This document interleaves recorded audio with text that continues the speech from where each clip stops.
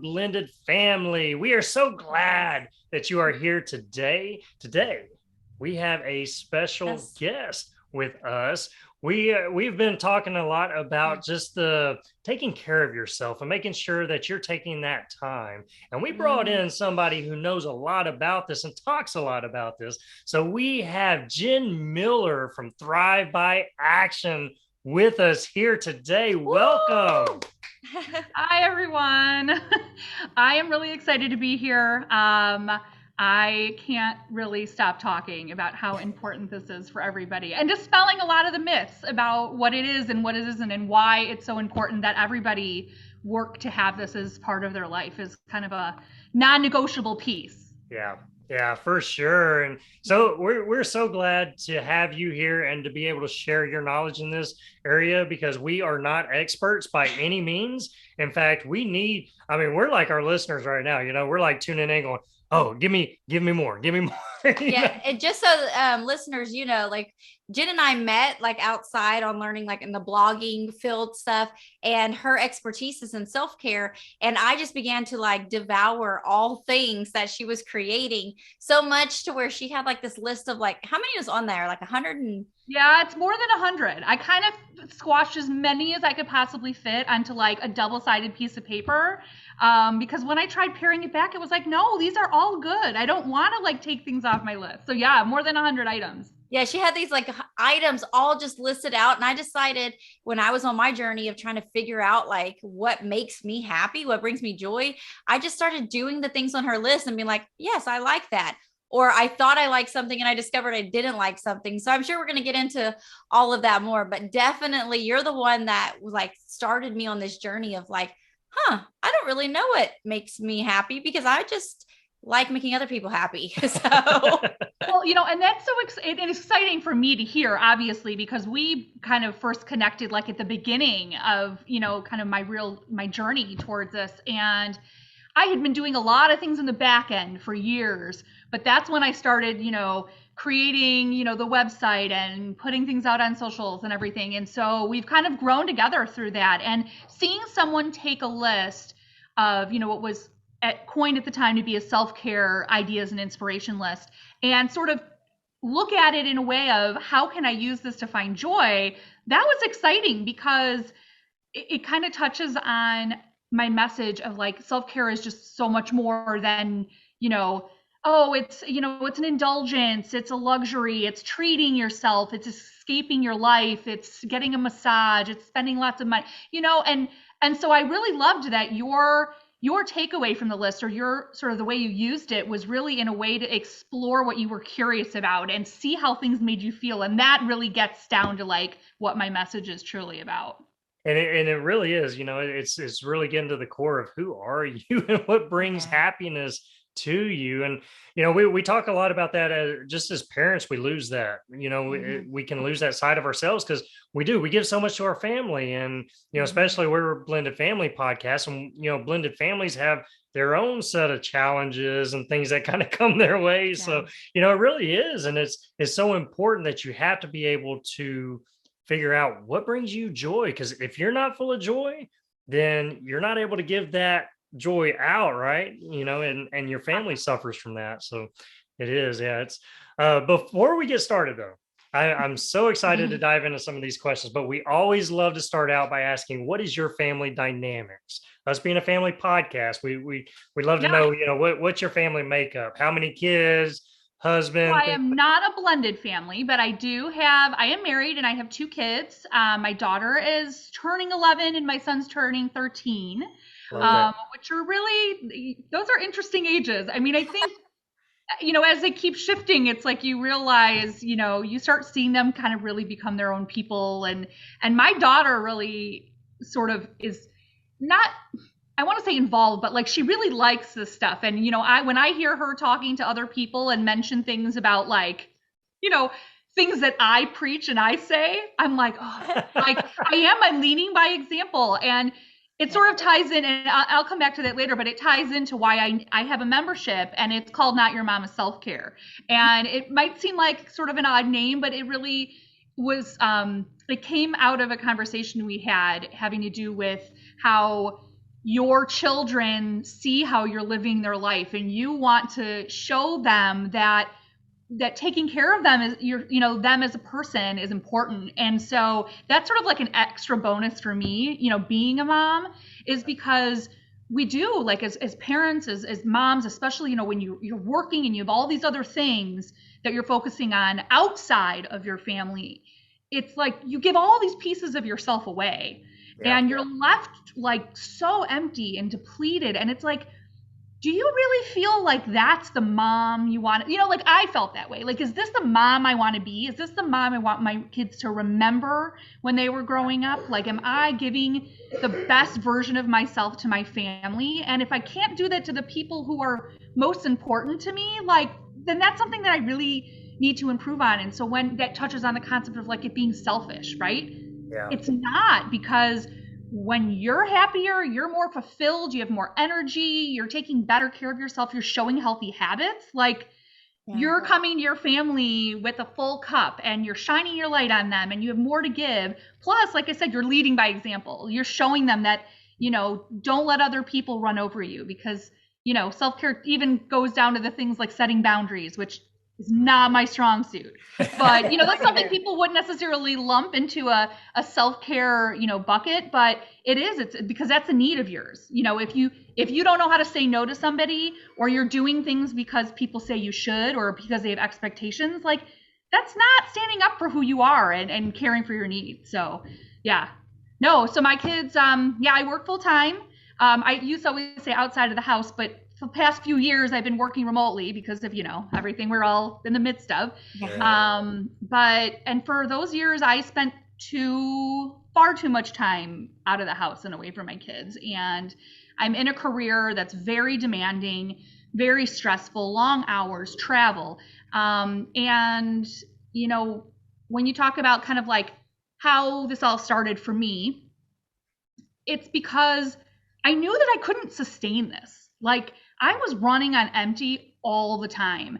And you wear all these hats, especially as a parent. I'm a mom, I'm a spouse, I'm a friend, I'm a sister, I'm a neighbor, I'm a coworker, I'm all these things. Yeah.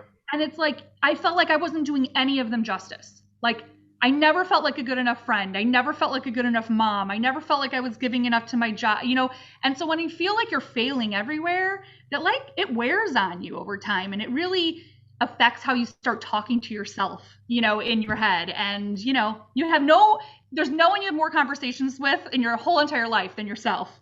So when you start learning how to talk to yourself more kindly and give yourself more grace, like, that's, part of the whole bubble as well. Yeah, self-talk is a big deal, right? And yeah, we can really beat ourselves up. And you're so right that, we have that stigma that whenever we choose to take time for ourselves, that is selfish. Yeah. And I think as parents, we feel like, okay, well, I can't because I've got to give more. I got to give more. And use the analogy of you need a full cup. And I love that because we love, kind of relating it to a gas tank in a car, right? To where, if you're running on E, you can't go any further. So you've got to be able to be filled up so that you can pour out. And so, yeah, it really is. And if you go with that car analogy too, right? It's more than just whether you have fuel in your tank. If you're not getting oil changes, if you're not doing routine maintenance, if you're not filling your tires, if you're neglecting your body, your mind, like, at some point it's going to catch up with you. Like, you can't just drive a car forever and not take care of it and expect that it's going to last for the next, 10 years, And so when you think of it that way, like, we only got one shot at this, like, and I feel it too, because I just turned 45, and I'm starting to feel like, man, these things that I used to bounce back from in my 20s and 30s, it's like, I really feel like I got to look at my routines, my daily routines. And that was part of this self-care practice too, was like, what do I do every day? I know I don't drink enough water. I know I don't get enough sleep. I know I'm too stressed. And so doing things too that for the long term, it's gonna, you're gonna get benefits out of it. Because it's not just about, oh, what brings you joy while you're doing an activity or an hour afterwards. It's like caring for your whole self. So, it's It's been a real journey for me. Well, and it's whenever you get older, I think you realize kind of some of the things that you weren't doing before. And as you were saying with the car analogy, the maintenance, not properly maintaining yourself, and it Yeah. starts catching up to you. And then you start thinking, it's like, man, what am I Yeah. doing? And what's kind of going on here? And so Yeah. if you're younger, definitely take that Yeah. take You're that listening. take that wisdom, because when I was in my 20s and 30s, it was like, you didn't think about that stuff. You just kind of did, and you got Yeah. overworked, overstressed, exhausted, worn out. And And you feel like you have all the time in the world, right? Like yeah, when you're really young, it's like you have all the time to do all the things that you want to do. And part of what I talk about too is about, it's not about when the kids are this old, when they're little, it's like, oh, once my kids are out of diapers, once they're potty trained, I'll be able to do whatever. Or once I can leave them in another room and not have to watch them. Now my kids are a little bit older. So it's like, well, once my kids are out of school, or once they're off of college, or once I retire, or once I pay off the debt, or, you put these like hypothetical things out there for you. And it's like, if that's all you're living your life for, it's really like you're not living, because your life is on pause for when you feel like you can start to live it. yes, And so that's another realization that I really was like very eye opening for me, was that it's not about down the road. It's not about one day, because, we're not promised. that's I mean, not. if the last few years hasn't brought that, like top of mind for people, that like you don't know how long you have. Yep, yep. And so it's like, take advantage of feeling good now, feeling good even when things aren't perfect in your life. If you're not in your dream job, if you're not in your dream relationship, if you're not in your dream house, if you want to lose 20 pounds, if you have debt to pay off, like, it's not like, oh, you have to make all those things happen before you can start being happy and being excited for your life. So that's a big piece of it too, is you have to learn how to love and enjoy the now. Be Yes. excited about the life you're living while working towards more, because it's not like you can't have any goals then. That's not what it's about. It includes gratitude, but it's not about, you should just love everything you have and that should just be good enough. You can love what you have and be grateful for it and thankful for it, but be like, but I also want to do this other thing. I also want to try a new hobby. I also want to travel. There's things in your life that, are bigger than the things that you're going to do today in the moment. Yeah. Oh, so true. Yeah.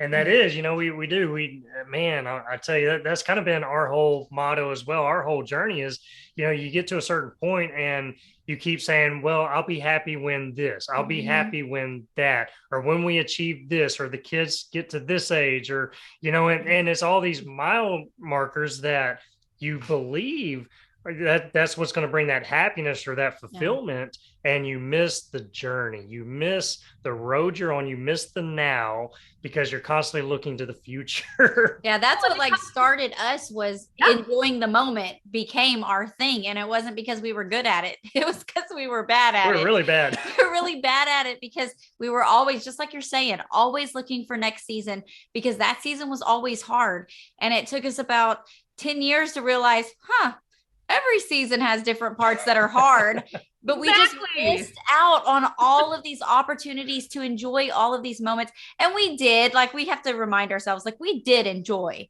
a lot of life with our kids. It wasn't like we were just miserable, like sitting there wishing our life away, but there was so much more to it that we could have taken in those moments, that we were just so busy giving and doing for our children in that season and trying to make sure everything was perfect in their lives, that we missed so many opportunities in our marriage, for ourselves, just even as a family coming together. Yeah, well, right. And that's what like drew me to you too, Scarlett, because when we first met, you were doing enjoying the moment. Yeah. Sorry, I almost said the journey, enjoying the moment. And that was her thing. She was on a mission to like learn how to find, and even I remember one of your I don't know if it was a post or a live you did, you were talking about like, you don't just find joy, you make joy for yourself. You make joy in your life, you bring it to your life, you actively seek it out. And it was so good, because you would never know how bad you guys say you were at it, because one of the first things I remember watching regularly with you is you were doing this hippo challenge. And I didn't even know what a hippo was, because that's not a thing up here in Chicago. And I was like, and watching you guys and seeing like how fun you made it, and it was something you look forward to every Friday, and it just was like, yes, this is what I'm talking about. Like, they're not, waiting for some special time or opportunity to do things. It was like you built it into your everyday, and I loved that. Yeah, we actually just got a hippo last week, and we were talking about that challenge because it's almost been a year, if you can believe that. Yeah. But yeah, we were like, oh man, you remember when we did that, and it's just so fun. But it was something so simple, right? And I think that's what this whole self-care, really just going out, finding those small things that bring joy to you. And how memorable is it looking back, right? Like, exactly. It was fun, and you documented it, and you can remember that. It's like your kids aren't going to remember, if if the house was cleaned and vacuumed. I mean, not that I want to live in a pigsty, right? But like, that's not what they're feeling is important. It's great that you're home, but if you're home and you're constantly like, well, I'm cleaning the house, and I'm doing the laundry, and I'm paying the bills, and I'm doing these things, and my kids are in another room. Well, yeah, you're home, but like, are you engaged in your family? Are you fostering that relationship? And so, it is about how you spend your time and picking priorities, because I wholeheartedly believe that like we can do almost anything in our life, right? But we can't do it all at once. Like, you have to say what's important. And when I mentioned, boundaries earlier, that's part of it. We live, so many of us live our lives with like under all these shoulds. I should be doing this, I ought to be, people expect me to, this is a tradition. And you get so much of your life wrapped up in the things that like you just sort of feel like you should be doing, even if they're not anything that's really important to you, and you aren't getting anything out of them. And it's really taking a hard look at how you spend your time. How, if someone met you for the first time today and they came and moved into your house and lived with you for a week, what would they think about your life? And people, would get, a lot of people I think would be like, oh, but I want to do this, but I have a vacation, but it's planned then. But it's like, but what are you doing that anybody can see? Yeah. Everybody says what they want and says what's important. But if it's not actually how you're living your life, it's like, you have to take a hard look at that, and I know, people talk a lot about, limitations, why people don't, do self-care. And people think the obvious is just, I don't have enough time. Who just has like spare time to give? I mean, really, especially when you're a parent and, you have all the adulting. I mean, I love throwing adulting around, because it's like, everybody knows exactly what that means. It's running the errands, it's doing the boring stuff. It's, all the pieces. Yeah. Who has just random time that they're like, oh, this weekend I have absolutely nothing on my plate, so what am I going to plan to do? It's, I have a job that works lots of hours, and at one point I was doing that, plus my husband owned a small business, plus I was trying to be a Girl Scout troop leader for my daughter, and my kids were in activities, and all the things. And it's like, I chose that's what was in my life at the time. And when I decided I wanted something else, I had to figure it out, because I had the same amount of time as I always did. I just had to look at, are there things that I could cut out? Are there things that I can reduce? Is there ways to get help? Like reaching out and asking for help, even if it was just from your spouse, was something that people a lot of times are really hesitant to doing, and I think it comes back to that feeling of it being selfish or feeling guilty.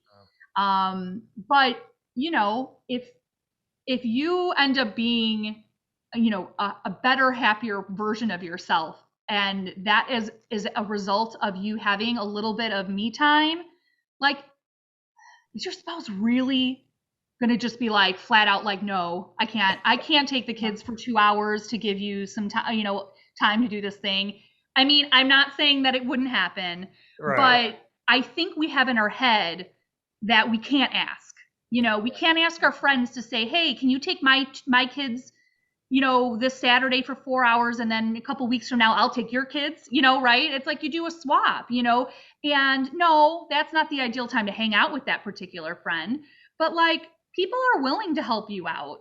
People are willing to do these things. I think a lot of times it's us not wanting to ask. It's us not wanting to feel like it's a burden or feeling guilty because we don't feel like, if we had an emergency in our life, if something came up and I don't know. I mean, I don't want to say anything dire, but like say you had to like go deal with some medical thing, for your mom, and she needed you to drive her to a surgery or something. And you wouldn't feel guilty saying, "Hey neighbor who I'm friends with, I have to go do this thing and it's going to be 3 hours this Friday. Could you watch my kids?" Yeah. Because you feel like that's justified. It's a justified reason. It's important enough. No one's going to question it. But if you're like, "Hey, I'm going to go 3 hours this weekend and I'm going to go for a hike and I'm going to go journal and I'm going to meditate and I'm going to, do something for myself," like then it does feel like, ooh, what are my neighbors going to think about no. me?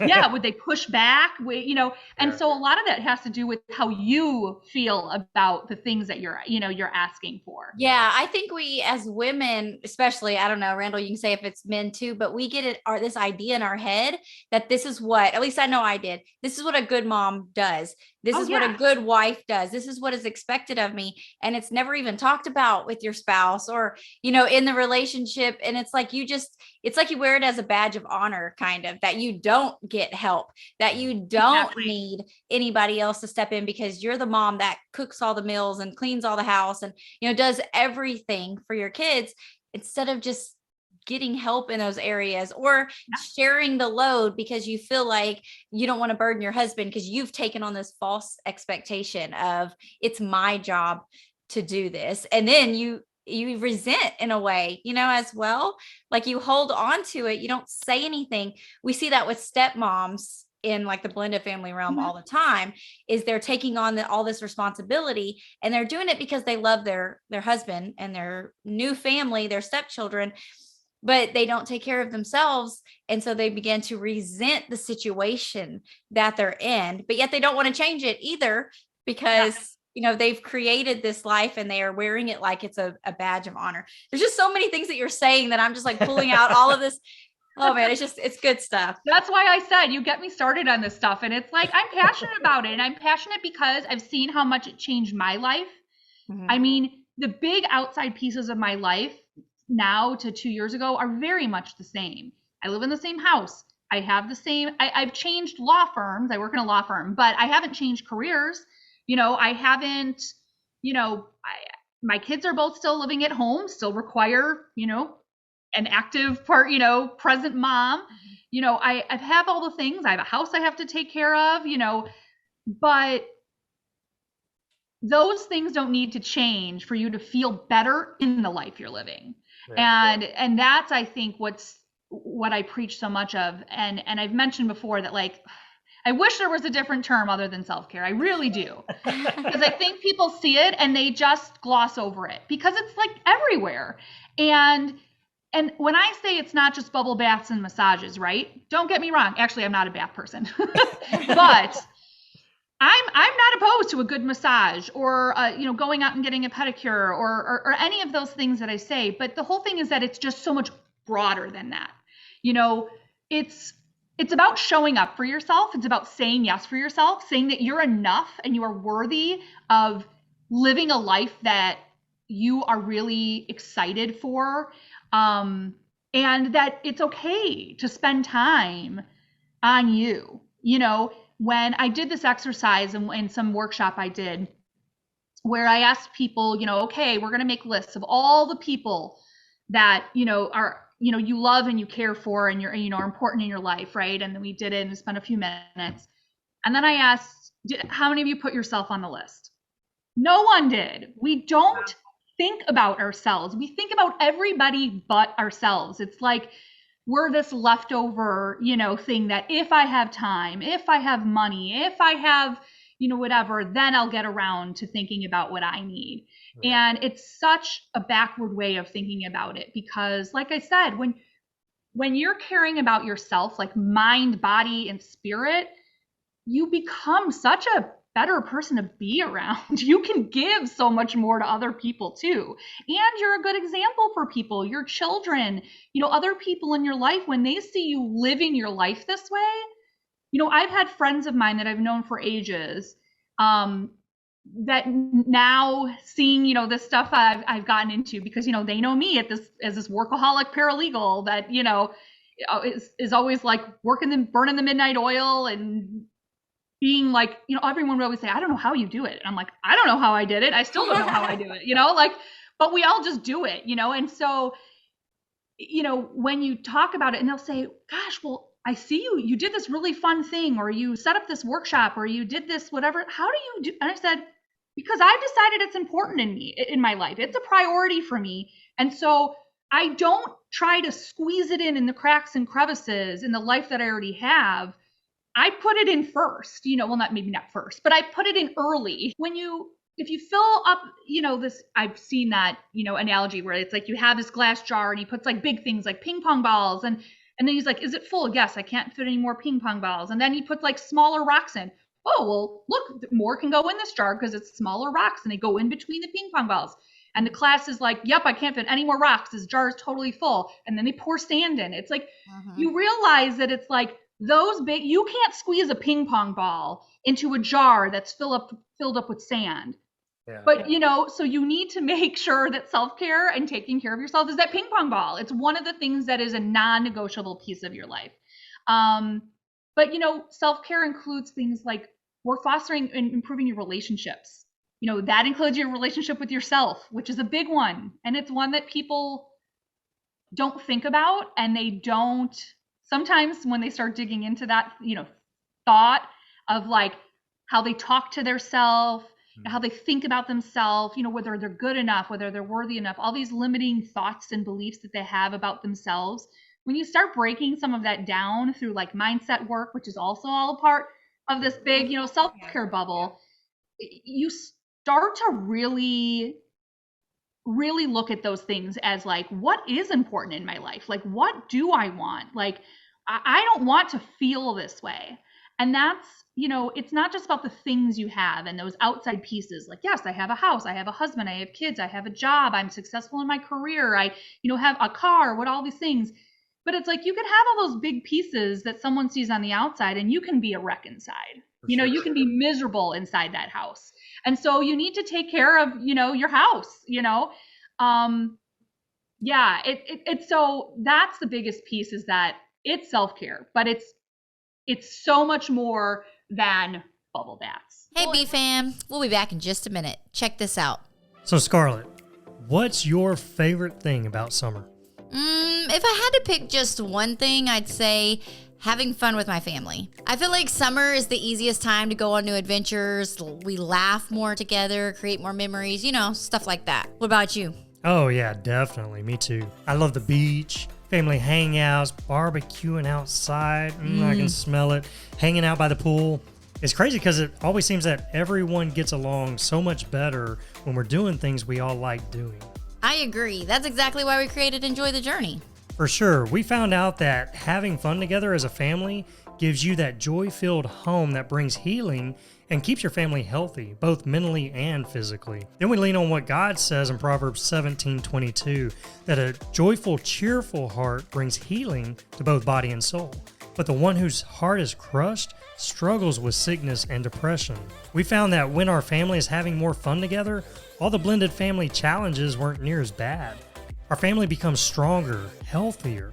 So we try to create more of those opportunities, which led us to create Enjoy the Journey. This is a new way that guides your family through finding more things your family enjoys doing together. It really does. And it's so easy to do. I think the great thing about it is that it helps you find more family things that you like doing, but it also guides you through finding more fun things for your marriage, more fun things for each one of your kids, and it's especially helpful for the step-parent relationships. It really shows you that the more fun you have, the less problems you'll see. It walks your family through finding more things you like doing in a fun way, and it sets you up to walk away with a great plan that your family will love. So no matter how long you've been a blended family, this meets you where you're at. It really is a fun journey that your family will be so glad you went on. So check it out. The link is in the show notes, and let your family enjoy the journey today. Now back to this episode. The self-care piece, I love, and I learned it from you and during your Not So Mama self-care challenge that we were doing, which was so much fun. But it was this thing that of discovering like self-care in my mind, it was always individual, like by yourself. And I'm an extrovert, and being by myself isn't always fun for me. Like I like to be around people. So for me, self-care involves me doing things with other people. Sometimes that energizes me and fuels me up. And it's finding these things like what you like and is your self-care is going to look different from what I like in my self-care and what Randall does for his self-care and your neighbor does. We all find these things that energize us and excite us, and they look different, and that's okay. Finding what makes you feel like you've been refueled. And that's where these different things, like these challenges that you've done and exposed, it's like, okay, so it's okay that I don't like a bubble bath, that I get hot and sweaty and just want to get out. But in my mind, I'm supposed to go make a bubble bath and sit in it and enjoy it. But in the process of trying to enjoy self-care, I'm hot and steamy and miserable. That's exactly true. I mean, that's the whole part of being like shoulds. Like, I should like this thing. This should make me feel a certain way. Self-care is about really, I think, about trying things and experimenting and following things that you're curious and passionate about and seeing how things make you feel. Because like I said, it's not about those outside pieces, right? Like you can live in the beautiful house, but if you feel miserable inside, that house isn't doing anything for you. And so it's really about kind of testing things. And I know it starts to sound clinical, and I'm in a very like serious job and very, like professional, but it is, when I say test things, you don't have to make it boring. I love spreadsheets. So I'm like this guy. Yeah. So I'll tell you, like, if you're like, ooh, I'm going to start a spreadsheet of like self-care stuff. I'm like, yes, but other people are like, oh, who are you? That is awful. Like, I get it. And that's the point. It's about how things make you feel and what fills you up and what drains you. Because even if you just look at it, people understand it in terms of an introvert and an extrovert, right? They understand that introverts get filled up by alone time, small one-on-one interactions, different things that an extrovert might get, that find joy in or be excited about. So when you think about that more broadly, just people don't all like the same things. And so, if all you think of when you think of self-care is, but even things that I like. So for example, if all you think it is meditation and journaling, but you're not into that, those don't do anything for you, you're going to tune out. You're going to be like, well, that's not for me, or that doesn't make me feel happy. I just talked to somebody the other day about, I said, I know you're feeling really crummy today and this day didn't turn out how you wanted it to be. I said, but like, do you have like a couple go-tos, things that can like turn your day around, like shift your mood? And she goes, I think that's a problem. I don't have anything. I don't know what it is. And actually it's kind of interesting that came up, because inside my membership this month, we kind of like have a focus or a challenge. And in April, we did this self-care thing based on like a basketball tournament bracket style things where we nominated and voted and tracked points. And it was actually a lot of fun. And I got comments from not just Scarlett, but other women who were like, wow, I never even realized how much I like doing something until I was so mad that thing didn't win the vote that day. It's such a silly thing, but it's really about bringing those things like top of mind. Like that full week of voting, I was thinking more about self-care and these things that I wanted to do, things I haven't done in a while, trying to be like, oh gosh, I really need to find a time to go, lay in a hammock. That was one of the things. And I'll tell you what, when I came up with the list, I wouldn't have been able to predict that lay in a hammock would have been probably in our top 4. Really? And it was. I mean, really. And people were like, I wouldn't have thought that either. Like I never would have picked it as like a top. But then as you compare it, you're like, God, that sounds amazing. When was the last time I got to go lay and just relax in a hammock outdoor and get some fresh air? And so but a lot of the things, as Scarlett mentioned, a lot of them were with a friend, with a friend, with a friend. And so you see that for some people, going for a walk in like a forest preserve or a hiking trail or something isn't their jam, right? But if you say, hey, your neighbor's like, hey, you want to go for a walk, like after work today, and you walk through your neighborhood and you're catching up and you're talking and you're, seeing, kids walk around and dogs and, all those things, like that might totally shift your perspective on it. It's a very similar activity, but you're doing it in a way that you get more out of.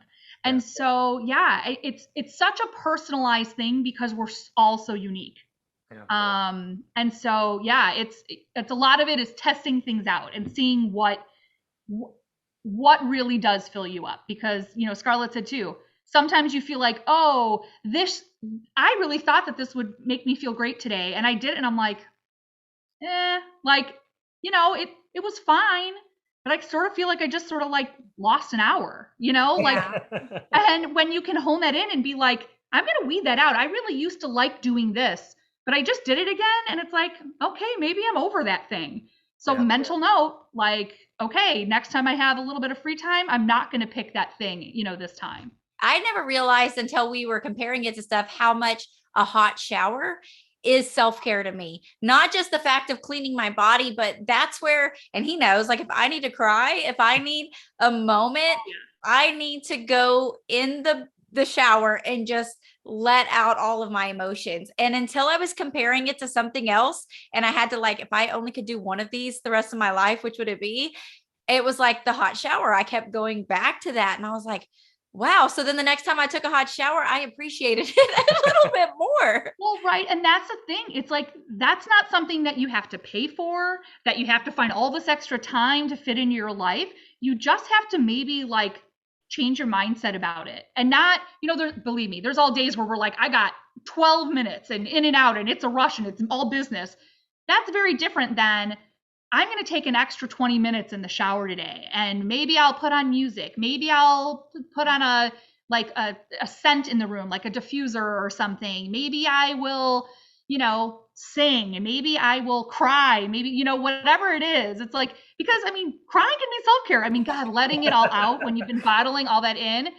It's like you feel drained, but you feel like you're almost reset, right? Like, oh, like everything, it's just like this big like sigh of relief sometimes to get it all out. Yeah. And I think that's probably a huge takeaway right there, is that we can all have this idea of what self-care is supposed to be or should be. And when we try it and it doesn't work, we think it doesn't work for us. And we already go at it with this thought of, I shouldn't really be doing this because it's taking away from my family. I'm selfish. And then I try it and it didn't work. And so I don't do it and I quit. But as you're saying, it's experimenting, and it could be anything, because we're all so different and also unique and all have different interests and passions and talents and things of that. Personalities all play a factor, that it's endless, but it's all trying to discover what is you. What are the small things? What are the big things? What are all the things that bring you joy? It's funny because one of the women in my membership, and she had sent me something saying, does standing over your sink and letting the steam come up from draining pasta count as self-care? It's just so funny because she has a newborn and she is like in that survival mode. And she's like, that was kind of my self-care for today. She's like, I'm not gonna lie. I stood on my sink for an extra 30 seconds being like, okay, close my eyes, take a couple deep breaths, and it's funny, but it's also like, when you start thinking about it, when self-care is top of mind instead of the last thing on your list, you find ways to find little bits of joy throughout your day. How you can find joy in the things you're already doing, how you can squeeze in joy, when you have 10 minutes, you're going to pick up your kid from school, or you're waiting in a doctor's office or whatever. Like, there's lots of little bits of time that often like we just kind of lose track of. And when you start building that list of like, oh, there's this podcast episode I want to listen to and it's 20 minutes long, like the next time you have 20 minutes, you're gonna be like, oh yeah, I want to go listen to that now, but when your mind is thinking about all the other things, that 20-minute ends and it's like, well, I haven't really done anything, like other than sit, which sometimes sitting is nice when you're running all the time, but it's like not the best use of the time. So yeah. Well, Jen, we could sit here and Yes. talk for hours. Man, I love this. There were so many key takeaways from this, and so I'm telling you, this has been good. It's been enlightening for us. I know for the listeners, they are Yeah. just taking so much away. Going, okay, I'm fixing to go sit down, and I'm going to start writing out. And then the nerds like Yeah. you and I, we're going to be like, I'm spreadsheeting on a spreadsheet. Yeah. We're gonna get these going, but where can our listeners find you? What kind of where are you at? Where do you hide Yeah, at? I mean, I have a website, I have a Facebook page, but really I'm an Instagram. Like that's where I spend the vast majority of my time. I do lives there, I do stories, not always as regularly as I, want to or should, but I'm there a lot. I've done some challenges through there too. Okay. I also they can get on my email list, so I will give you guys a link for that. And Okay. if we mentioned it, but I do have that 100 plus ideas and inspiration list. And I would challenge anybody to be like, I would have thought of all of these things on my own because I doubt it. I can't imagine someone would be like, yeah, I've done all these things. There's a lot of really unique things that span all different like topics and categories and focuses. And so if you want that, if you want something to get you started, to say, okay, well, I want to start finding my joy. I want to start finding things that, fill me up. This is a great place to start. So I'll give you a link for that too. And Yes, if and you you want that. I'm telling you. It is good stuff. It is good stuff. Yeah, and I've tweaked it a little bit over the year or two. I've added a couple things. I've made a couple things even, kind of even a little bit better. But I think I'm pretty proud of the list, and I've gone back to the list and used it too. So if you want to sign up for that list, I'll send you the link. And right now, I do have the Not Your Mama Self Care membership that is, ongoing, Okay. but it's not open at the moment. So one of the links I'll send you will have a thing for if you want to get in the wait list, or if you end up on my email list, you'll be well aware of the next time we go open. And I'm thinking we're looking about the end of summer. So if that's something too, because the membership is about people coming and supporting and encouraging you through this, like giving you some tough love when you start to just, fall back to old thinking or old patterns, setting some accountability up for yourself. It sounds weird to say accountability for something that should be fun and enjoyable, right? But but what it is like when it's like, oh, but I've been too busy. I've been so busy. And it's like, you want that person to be like, pick one thing and do it this week and come tell me about it. And then we celebrate together. Like we celebrate when people are showing up for themselves. And so it's really cool. And we do challenges, and we're going to be bringing in guest speakers once a quarter. So there's lots of good stuff in there too. But yeah, like I said, that'll you can get on a little wait list for that, and that'll be opening up in the next month or so. Nice. Nice. Awesome. Well, we will put all those links there in the show notes. So listeners, you'll be able to go there. You'll be able to grab all that information and get on a waiting list and get ready for some of that fun that's going to happen. Everywhere you can find me, I'm Thrive by Action everywhere. And so it's, nice and consistent across the board. And yeah, I'm excited because if anybody can learn from all the research and lessons and life experiences and everything that I've gone through myself and the people that have gone, in my membership and in my circle and in my real life and online, and do something for themselves, like that's such a win for me. So it brings me a lot of joy doing that for other people. So that's why it's part of, what I've developed over the last year or two. Oh man, I tell you, it is such a great topic, and it is one that we could continue seriously. I mean, there's so much to it, and as you're saying, it's so broad. And I know just kind of the listeners, just the takeaways from today are amazing. That self-care is important. You've got to take care of yourself. You got to find the little joys in life that bring you joy. That way you can fill yourself up so you can pour out to your family. And it's all about experimenting. You got to try things, try new things. And as you were saying, self-talk. That is such a big thing, is what are you saying to yourself?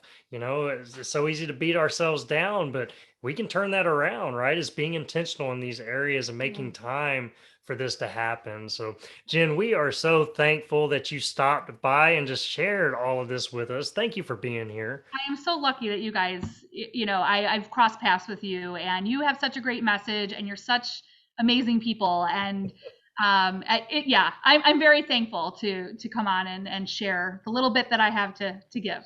Well, and Oh, I think this is just the beginning. I can see us having you on just as a continuing basis, because there's just a lot to it. There's so much things we could dig deeper in these topics. This was just a nice like overview. So we'll definitely be having you back again in the future. yep, Amazing. definitely.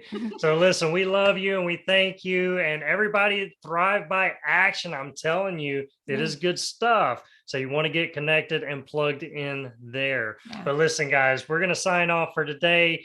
Thank you for tuning in, and we will see you on the next episode. Bye, guys. Bye. Thanks for joining us today. We hope this episode has been a blessing and encouraged your family journey. Make sure you stay connected with us and join our weekly Blended Family newsletter. We send an email out every Friday morning full of support and encouragement. When you join, we also want to give you a free gift, so go get yours today. The link is in the show notes below. Have an amazing day, and remember to enjoy the journey with your blended family, and we'll see you on the next episode.